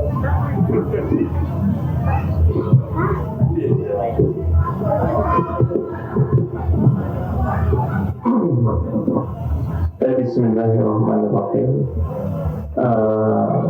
Kembali lagi kepada kedua orang tua yang mendapati anaknya lahir dari rahim yang sama, mungkin dengan jenis kelamin yang sama ataupun yang berbeda. Ternyata walaupun bapaknya sama ibunya sudah mendidik dengan cara yang sama, anaknya lahir dengan karakter yang berbeda, ya kan? Terus kemudian ketika mereka juga mendapatkan pendidikan dari guru yang sama, ternyata juga responnya beda-beda. Itu sama halnya Pak, saya juga mendapati anak saya pertama sama yang kedua itu beda. Yang pertama itu harus diajarin betul banget ya. Kalau yang kedua itu nggak pernah belajar, tapi tahu-tahu nilainya 100 gitu kan. Bahasa Arab aja 100, saya bingung ya. Saya tuh bingung, bapaknya jarang ngajarin, ibunya aja kalau ngajarin paling ya mendekat ujian saja, tapi ternyata nilainya besar. Dan kemudian ketika saya tanya sama wali kelasnya, kenapa kok dia bisa nilai besar? Apa dia nyontek? Ya, karena saya juga otomatis kan bingung. Nggak pernah diajarin sama bapak sama ibunya. Ya paling cuma mendekati ujian saja. Tapi kenapa kok giliran ujian kok nilainya bagus? Kakaknya yang tiap hari diingetin, tiap hari diomelin, tapi nilainya gitu-gitu aja. Jadi ternyata memang latar belakangnya ya sama, tapi ternyata kecerdasannya jelas berbeda. Dan kemudian kami menangani anak yang pertama sama yang kedua itu beda. Kalau anak yang ketiga kan spesial, ya spesial yang selalu paham lah. Ya anak yang ketiga saya spesial, Bu. Jadi ya itu kita berharap tiket surga itu. Maka kemudian ketika kita mendapati anak pertama sama anak yang kedua, ternyata anak yang kedua itu sama Pak. Tidak bisa ditegur, maksudnya tegurnya nggak boleh keras, cuma dipanggil aja, nah kenapa kamu kayak gini gitu. Tapi kalau yang pertama harus keras gitu kan, harus keras. Kenapa? Karena menegurnya dengan cara yang memang dia kakak tertua, terus kemudian kita panggil, kenapa kamu kayak gini. Nah baru dia jawab, nah dia nggak datang. gitu. Makanya kan jelas berbeda. Jadi gimana kita menanganinya? Ya dengan intonasi yang berbeda, Pak. Karena orang tua akan jauh lebih paham terhadap anaknya daripada gurunya. Jadi ketika kami mendapati anak kami berbeda walaupun sama jenis kelaminnya, ya berbeda karakternya, maka kami beri dengan cara yang berbeda. Apalagi ibunya yang lebih paham daripada ayahnya. Nah kemudian itu juga bisa kita terapkan untuk anak-anak kita. Ya keras, tegas, agak berbeda, Pak. Ritmenya agak berbeda. Tapi tidak harus kita membela kesalahan anak. Ya, ketika ditanya, saya sayang sama anak saya. Iya, betul, Pak. Kita semua sayang sama anak kita. Kita didik mereka dengan cinta. Tapi ingat, kesalahan tetaplah kesalahan. Tidak harus dibela, tapi diingatkan dan ditegur agar mereka bisa berubah. Berapa kali peringatan? Sekali, 2 kali, jangan berkali-kali. Kalau hari ini kita mendoakan anak-anak kita untuk menjadi anak yang solih dan solihah dengan rasa bukti kasih sayang kita kepada Allah Subhanahu wa Ta'ala. Nabi Ibrahim minta anak itu Allah kabulkan berapa tahun? 80 tahun baru Allah kabulkan. Kalau hari ini kita misalnya ada masalah, anak kita mungkin nakal, anak kita berbeda-beda, Pak, ya. Di dalam Al-Quran itu Allah Subhanahu wa Ta'ala menyampaikan anak itu kan perhiasan, musuh, fitnah, permata hati, qurrata a'yun. Kalau permata bunda itu di Sukarame, SD itu permata bunda 3 itu kan. Ya, jadi proses dengan karakter anak yang dimiliki oleh dari kita masing-masing jelas berbeda. Tapi kalau kita didik dengan cinta, nanti hasilnya jelas akan berbeda. Nah tujuannya seperti itu. Ya. Orang tua panjang banget ya. Ngomong cinta kayaknya panjang. Iya. Kurang panjang. Ya butuh cinta ya. Masyaallah. Berarti cinta itu bukan memanjakan ya, tapi menguatkan. Ya.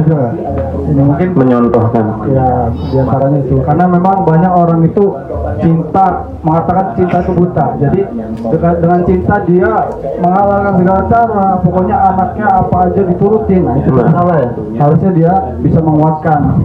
Contohnya kalau dari anak-anak ya mungkin yang kena bully atau dia kena apa ya dia lemah gitu, harusnya dikuatkan. Contohkan yang terbaik, dan kemudian kita juga harus paham kalau itu anak perempuan kita pilih kasih itu main perasaannya luar biasa, ya kan? Mohon maaf Bu, wanita sama laki-laki itu beda. Laki-laki itu berkembang dengan logikanya, perempuan itu kan berkembang dengan perasaannya. Makanya kan jadi laki-laki itu kalau dibilang berat, jadi perempuan juga jauh lebih berat. Ya makanya kalau kita mendidik anak perempuan, ya ijaz, ya saya bengkok, sifat bengkoknya dipaksain dia patah, dibiarin dia tetap bengkok. Jadi apa? Dengan penuh kasih sayang kalau anak kita perempuan. Nah kalau laki-laki dengan logikanya kita ajak dia berpikir, kita ajak kenapa kok kamu nggak boleh ayah suruh kamu kalau melakukan kesalahan kok ayah tegur, agar kamu paham, ya agar dia berpikir. Makanya ketika kita mendapati anak wanita dengan pola kasih sayang, pendekatan kasih sayang, pasti mungkin anak-anak yang lain kalau anak kita banyak pasti akan ngomong, ayah pilih kasih, ibu pilih kasih. Enggak ada yang pilih kasih Bu. Cuman kembali kepada kita, setiap anak itu berbeda karakternya masing-masing. Jangan saling menyalahkan. Walaupun mungkin anak kita tidak sesuai dengan harapan kita, jangan salahkan pasangan kita. Ada jamaah tuh anaknya hitam, Pak. Ya, coklat anaknya, bukan hitam, coklat kayak silver queen. Ya kan? Kemudian akhirnya yang suami menyalahkan istri, istri menyalahkan suami. Kok anak kita coklat, saya putih, kamu putih. Jangan-jangan kamu operasi plastik ya? Kok masih disalahin untuk pasangannya? Ya, sementara kan kita sudah mendapati mungkin kakeknya ataupun dari garis uyutnya itu ada yang agak coklat dikit gitu kan. Jadi akhirnya anaknya ya mungkin ya agak berbeda, ya tidak apa-apa. Apakah arti warna kulit? Yang penting anak itu yang selalu senantiasa berbakti kepada kedua orang tua. Nah, saya tambahkan sedikit Bu ya. Ketika kita memiliki anak yang soleh dan solihah, itu fungsinya banyak. Fungsinya banyak, dimulai dari kecil sampai nanti ketika kita sudah sepuh. Ketika kita memiliki anak yang soleh dan solihah, fungsi yang pertama itu apa? Mereka akan menjadi tongkat kita di waktu tua. Kenapa kok menjadi tongkat kita di waktu tua? Kalau kita sudah mulai sepuh, nggak bisa berangkat ke masjid, harus pakai kursi roda. Yang dorong kursi roda siapa? Anak kita. ketika kita harus kemudian ketika kita berangkat ke rumah sakit, siapa yang nganter anak kita, ya kan? Bahkan ketika kita sudah meninggal, selain pasangan kita yang berdoa kepada Allah Subhanahu wa Ta'ala agar Allah mengampuni dosa kita, ada anak solih yang menjadi manifestasi akhirat kita. Makanya kalau kita menginginkan anak kita menjadi anak yang solih dan solihah, tetaplah kita mendidik, tetaplah kita menyampaikan terkait dengan mungkin pemahaman mereka yang berbeda, karakter mereka yang berbeda. Itulah namanya dinamika dalam mendidik anak. Yang penting tentunya kita harus paham, Luqman Nul Hakim mengajarkan kepada anaknya yang paling penting kan tauhidnya. Contohnya, jangan lupa mendoakan, jangan lupa anak itu adalah amanah. Karena sekarang banyak orang tuh yang pokoknya dua anak, tapi ternyata punya anak banyak nggak diurus, ya. Punya anak mau 1, mau 2, mau 10, Bu, itu aslinya sama saja. Kembali kepada kedua orang tua untuk menjadikannya anaknya seperti apa. Barakallahu fikum. Wajah-wajahnya kayak wajah sudah lapar semua ya. Sabar Bu ya. Kita tadi mulanya agak telat Ustaz. Ya, kita di sini sambil jam 11 maksimal. Ya, ini ada rombongan di akhir. Mungkin ada tambahan satu.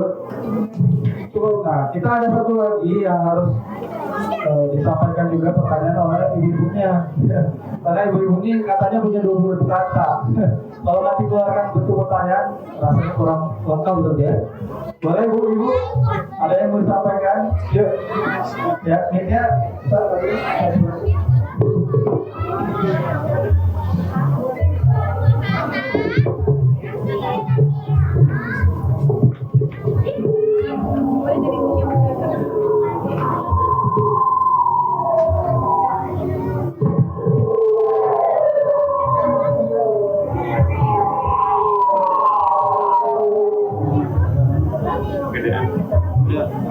Assalamualaikum warahmatullahi wabarakatuh. Ustaz, saya menanyakan tentang masalah pembulian terhadap anak. Bagaimana cara menangani itu sebagai korban dan sebagai pelakunya? Bagaimana sikap kita sebagai orang tua harusnya menasihati anak seperti apa? Ya, cukup Bu ya? Iya. Dikembalikan ini ya. Kita tunggu minnya. Mohon maaf ya Bu. Ini evaluasi. Ya Masya Allah. Kalau sebelum dijawab Ustaz Faiz ya, karena kita sama-sama orang tua ini. Jadi balik lagi ke tadi sebenarnya sudah ada bahasan ya. Bahasanya cinta itu mengarahkan ya. Cinta itu bukan mengikuti apa yang diinginkan orang, tapi menguatkan. Mungkin di situ nanti penguatannya itu. Rata-rata pembulian itu terjadi orang tua bukannya menguatkan, malah mendukung anaknya ya saudara. Akhirnya anak itu mentalnya jadi merasa dirinya itu lemah. Kan bully itu ternyata terjadi karena salah satu lemah ya. Harusnya dikuatkan, kamu kuat, kamu bisa lawan. Lawannya bukan berarti juga berantem saja. Maksudnya jangan sampai terlihat lemah kalau saya lihat. Termasuk ya pembulian-pembuliannya saya lihat juga sering terjadi karena orang tua juga tadi ya tidak menguatkan tadi ya. Contohnya dikit-dikit dibela, dikit-dikit ini coba kuatkan dengan cara mana kamu maklumi ya. Selagi masih wajarnya ya, dia itu nggak ngerti, dia itu nggak paham, kita maafkan ya, kita doakan semoga dia bisa jadi lebih baik. Kalau kami di Akademi Al-Quran itu biasa selalu kalau anak itu mengganggu, kamu ajak dia istighfar, kamu juga istighfar untuk dia sampai sudah 3 kali baru dilaporkan ke guru. Jadi ada tahapannya, jangan dikit-dikit langsung Ustaz tadi anak saya dikatain, Ustaz tadi anak saya. Jadi itu nggak menguatkan seperti itu. Jadi anak itu akhirnya jadi korban bully terus ya, akhirnya. Itu dari sana dari secara syariatnya nih kita mau dengar. Lumayan berat ini pertanyaannya itu. Bagaimana kalau sebagai orang tua mendapati anaknya dibully atau membuli, Ibu ya? Nauzubillah min dzalik ya. Dan orang tuanya sebagai pengasuh dan anak itu Ya. Inilah pentingnya orang tua terus belajar, terus ya menimba ilmu ya, karena memang zaman terus berubah ini, apalagi sekarang zamannya gadget ini ya. Maka yang pertama harus benar-benar kita filter mereka itu adalah tontonan mereka, Ibu ya. Apalagi kalau sampai mereka banyak dari waktu mereka melihat handphone, gadget dan lain sebagainya. Kalau sudah sering melihat itu sangat berpengaruh memang. Apalagi yang sudah usianya mulai menginjak SMP, SMA, ini kan luar biasa. Kalau laki-laki biasanya dia ingin dilihat sebagai anak yang kuat. Bagaimana orang tua ketika mendapati anaknya dibully misalkan ya, maka perlu memang di situ ada penguatan dari orang tua. Kita berikan mereka pemahaman kalau memang dia yang salah, ya harus mengakui dia adalah anak yang waktu itu memang dia bersalah, meminta maaf ya. Ini termasuk membangun karakter dia agar lebih kuat adalah meminta maaf kalau dia memang salah. Tapi kalau memang dibully atau baik itu secara verbal ataupun tidak ya, apalagi sampai bermain fisik di sana, maka itu mungkin bapak-bapak lebih tahu itu bagaimana, apalagi yang di lembaga hukum ya, LBH, bagaimana penanganannya. Yang tentu kita sebagai orang tua, bagaimana kita bisa tetap berpikir positif ya, kalau anak kita misalkan sedang dibully ya, kita mengambil langkah yang terbaik. Kita harus tetap kedepankan apa? Ya ayyuhalladzina amanu in ja'akum fasiqun binaba'in fatabayyanu. Apabila datang seorang fasik pada kalian, maka harus tabayyun. Selalu kita tabayyun. Kenapa dia dibully? Kita tanyakan kepada gurunya, apa sebenarnya yang terjadi? Masalahnya seperti apa? Kita harus runtut memang dari awal ya. Tidak niat untuk membela anak, tapi kita mencari mana yang hak, mana yang benar ya. Kalau memang anak kita tidak salah, kemudian ada tindakan fisik dan lain sebagainya, maka kita carikan solusi bagaimana agar anak kita merasa bahwasanya dia sebenarnya anak yang baik, dia anak yang benar, kamu tidak salah, kamu sudah diuji oleh Allah Subhanahu wa taala, yang mungkin dengan ujian ini kamu sedang diberikan pahala yang sangat besar di sisi Allah Subhanahu wa taala.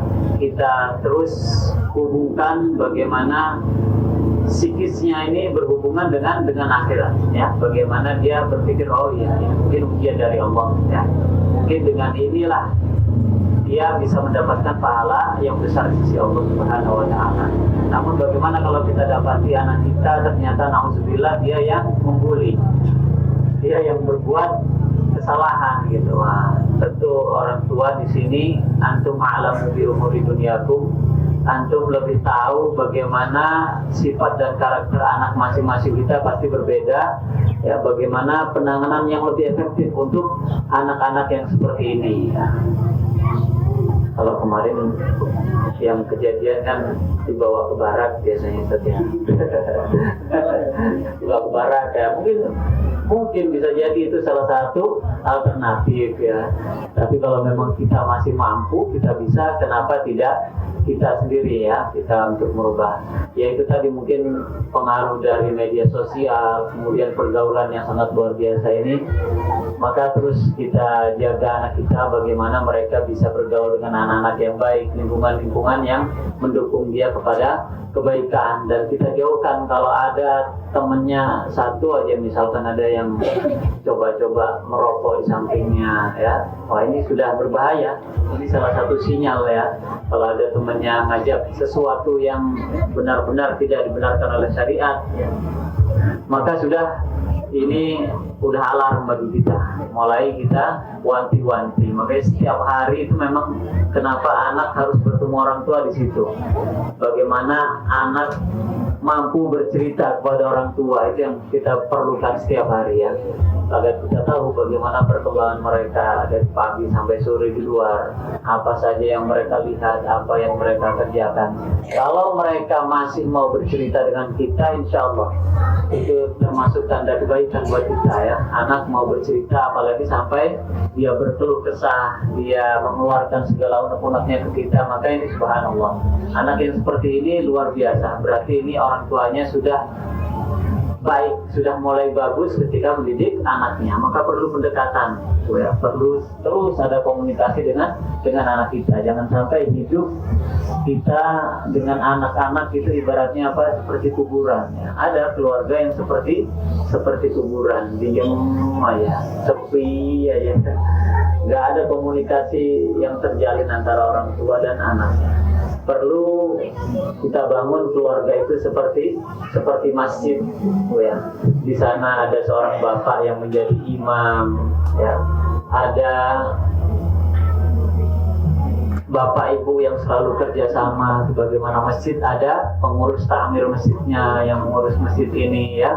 Yang penting di sana ada nilai-nilai ibadah yang terus dikembangkan ya. Sehari dalam 24 jam itu bagaimana semua kehidupan kita ini bernilaikan ibadah di sisi Allah Subhanahu wa Ta'ala. Mungkin bisa diperjelas lagi jawaban.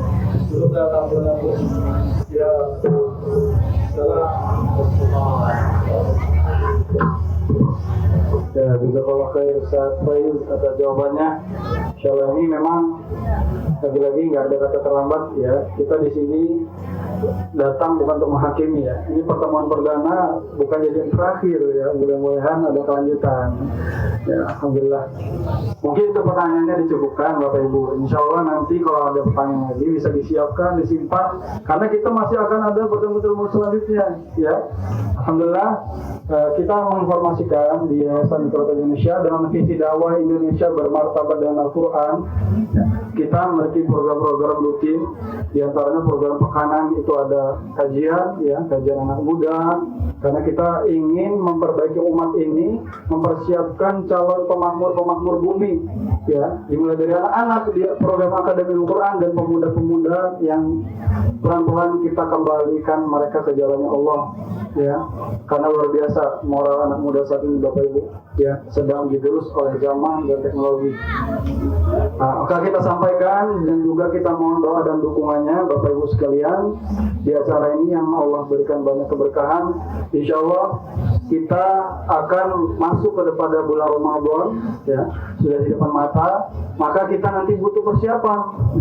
Insya Allah di tanggal 15 Februari itu akan diadakan Tarhib Ramadan ya. Tarhibnya dengan model talk show juga ya, diadakan di Masjid Nurul Fuad insyaallah ya, di Panjang, dan insyaallah kita siarkan langsung juga nanti buat ayah bunda yang jauh, mungkin yang di Sukarame atau di tempat yang Kayanda ya kan, insyaallah diisi oleh Ustaz Jufri Aminullah. Kemudian kita juga minta doa dan dukungannya di bulan Ramadan. Nanti kita ada agenda dakwah tes baca Quran di tanggal 17 ya, insyaallah di pelataran Masjid Raya Al-Bakri ya, itu rencananya. Kemudian juga ada lomba hafalan dan bacaan Al-Quran ya di ruang belajar Quran atau di Indonesia Quran School Panjang, itu tanggalnya kalau nggak salah 28 Februari. Nah, kemudian di 10 hari terakhir kita semua fokus untuk ibadah. Nah, Bapak Ibu sekalian, tentunya hal tersebut tidak akan tercapai dengan maksimal. Kita semua ambil bagian ya, sebisa mungkin, baik dengan infak, sedekah, doa dan dukungan yang bisa diberikan kepada kami. Insya Allah semuanya bernilai amal jariah, karena kita alhamdulillah semuanya komitmen ambil bagian, berada di posnya masing-masing. Kalau Bapak Ibu semua itu belum bisa turun langsung, kita yang mewakilinya. Jadi Bapak Ibu tinggal memberikan dukungan memberikan infaknya berapapun, baik itu 500 rupiah, 1000 rupiah, jadi dipanjang baik melalui transfer ataupun melalui dititipkan oleh anak-anaknya saat belajar. Mudah-mudahan Allah mudahkan niat baik kita bersama. Amin ya rabbal alamin. Nah, Bapak Ibu, kita sampai di akhir acara ini ya. Jadi akhir acara ya saya sampaikan bahwasanya anak-anak yang kita miliki ini semua tadi sudah sampaikan, anak itu bukan prestasi ya, yang kalau ketemu pasti anak kamu udah bisa berapa, anakmu sudah hafal berapa, bukan seperti itu. Kalau sampai saat ini kita masih seperti itu, banyak istighfar, karena bukan seperti itu Allah titipkan anak, bukan itu tujuan, karena nanti akan menghadirkan kekecewaan, karena anak-anak itu memiliki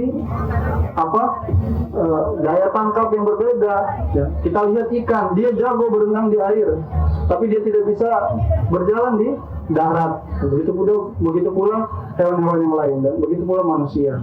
Maka kita luruskan niat, kita perbaiki pola pendidikan anak-anak kita hadirkan cinta dalam pendidikan anak kita, mulai menghadirkan diri kita seutuhnya di hadapan anak-anak agar tumbuh iman di dalam hati mereka ya, karena keteladanan dari kita itu sangat penting, maka kehadiran kita ini yang utama ya. Terima kasih, jazakumullah khair, kehadiran Bapak Ibu semua di pertemuan perdana kita hari ini.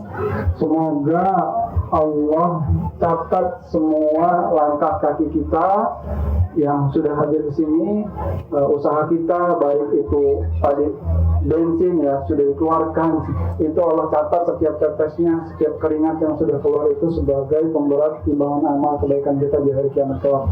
Dan semoga Allah Subhanahu wa taala semua kumpulkan kita di surga firdausnya kelak sebagaimana Allah kumpulkan kita di majelis yang mulia ini. Amin ya rabbal alamin. Nah, sebelum nanti akan lanjut ke sesi selanjutnya, ada renungan Bapak Ibu ya. Kita tutup dulu majelis kita dengan bersama baca hamdalah alhamdulillahirabbil alamin dan doa kifatul majelis. Subhanakallahumma wa bihamdika asyhadu an la ilaha illa anta astaghfiruka wa atubu ilaik. Ya, saya masuk ke sesi selanjutnya, lagi-lagi masih dengan saya, mohon maaf. Ya, Bapak Ibu, mari semua sejenak menutupkan matanya ya, menutupkan mata, menyimak apa yang saya sampaikan. Bisa dibantu? Nah, ya, tutup mata tapi tidak tidur ya. Jadi jangan nyender ya, nanti tidur kalau nyender. Ya, Bismillah. Ayah, Bunda, mari sejenak kita pejamkan mata. Biarkan hiruk pikuk berhenti sebentar. Tarik nafas perlahan dan hembuskan pelan. Sekarang bayangkan wajah anak kita, wajah yang paling sering kita lihat, tapi mungkin paling jarang kita renangi dengan sungguh-sungguh. Ingat, saat pertama kali mereka lahir ke dunia, tangisan kecil, tubuh yang lemah, dan hati kita yang bergetar penuh harap. Saat itu tidak ada target nilai, tidak ada prestasi. Yang ada hanya satu doa sederhana, ya Allah, tolong jaga anak ini. Ayah, Bunda, waktu berjalan begitu cepat, tanpa kita sadari mereka tumbuh, berjalan, berbicara, dan hari ini mereka belajar melihat dunia. Dan seringkali mereka yang melihat kita, cara kita marah, cara kita lelah, cara kita berdoa, cara kita menyebut nama Allah. Ayah, Bunda, jika hari ini kita merasa capek, merasa belum cukup sabar, merasa sering gagal sebagai orang tua, ketahuilah rasa itu hadir karena kita peduli. Orang tua yang tidak peduli tidak akan merasa bersalah, tidak akan merasa ingin berubah. Tapi kita di sini hari ini berkumpul, belajar dan merenung. Itu tanda Allah masih menggenggam hati kita. Sekarang ingat satu momen bersama anak saat mereka memeluk kita, saat mereka memanggil Abi, Umi, atau ayah dan bunda. Di saat itu mereka tidak bertanya, berapa gaji kita, berapa gelar kita, seberapa sukses kita. Yang mereka rasakan hanya satu, aman, dicintai dan diterima. Ayah, bunda, seringkali kita ingin menjadi baik, tapi lupa bertanya, apakah anak merasa dicintai saat berbuat salah? Kita ingin anak dekat dengan Al-Quran, tapi lupa bertanya, apakah Al-Quran hidup di rumah kami? Kita ingin anak rajin sholat, tapi lupa bertanya, apakah anak melihat kami sholat dalam keadaan tenang dan penuh harap?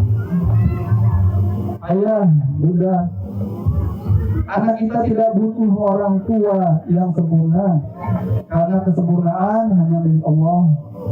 Anak kita butuh orang tua yang mau jujur mengakui Allah, jujur mengakui salah, jujur mau belajar dan jujur mau berubah. Jika selama ini kita lebih sering meninggikan suara daripada doa, lebih sering memberi perintah daripada pelukan, lebih sering menuntut daripada menemani, maka hari ini Allah beri kita kesempatan untuk memulai kembali. Sekarang ya, sebutkan dalam hati nama anak kita satu persatu.